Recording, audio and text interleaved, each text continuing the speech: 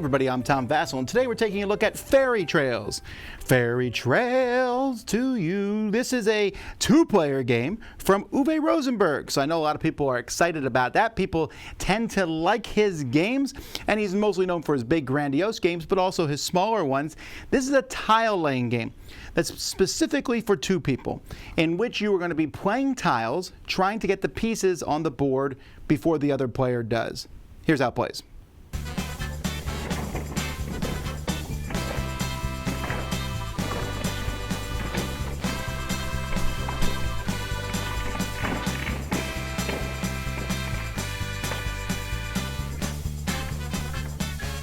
In this game, you start with one card face up in the middle of the table. Each player is going to get a pile of stones of their color, and you're going to have a handful of two cards. On your turn, you play a card, draw a card. Now, when you play a card, you are connecting and furthering different paths on the board. So you can see, for example, here, this one has finished this yellow path. Well, it's made the pink one go in three different directions. So if I was the yellow player, I would finish this house here because that path is finished. If I was the pink player, I would be waiting farther. In fact, if I was a pink player, I still might have done this, and yellow would just put that house out on their turn. So if you put too many connections, you'll see that this pink one now has grown. There's 1, 2, 3, 4 open connections. But as the game goes by, hopefully you will eventually draw cards that will close these connections. So let's do this here, and we'll connect that. And then here we go. Now this whole pink thing is closed, and so I'll get to put a pink or purple house, whatever color this is, on each of those. And that's it. You're just taking turns doing that until one person puts out all their houses. When all your stones are on the board, you win.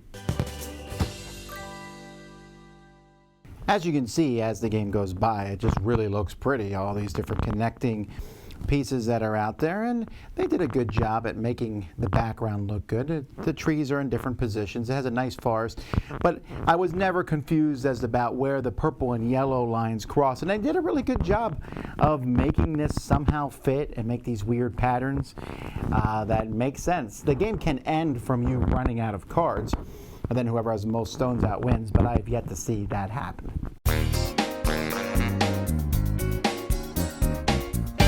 Last week, I did a top 10 video with Mike and Z, where we talked about our top 10 relaxing games.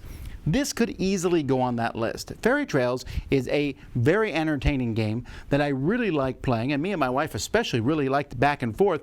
But at the end of the day, it was kind of a chill game. Now, don't get me wrong, it's definitely a race. But at the end of the day, you're just playing the tiles out as quickly as you can, or trying to build networks. So you can decide, I'm going to build this one giant network and then close it off and put out a whole bunch of gems at one time, or I'm just going to close down a bunch of small ones. I personally go for the big one. The interaction is there, but it's not as strong as you might think. Yes, you can start building one, and I can be like, I'm going to add an X to that, and now you have to close off 3 things to shut that down. Sure, but A, I have to get that tile. B, when I play that, I'm probably not helping myself out very much.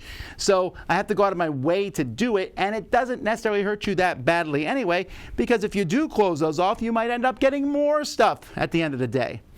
So I found that there's this antagonistic back and forth, but it's very genteel.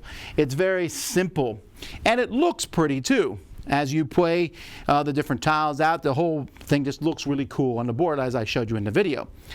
I will say that the solitaire game doesn't seem like it works for me.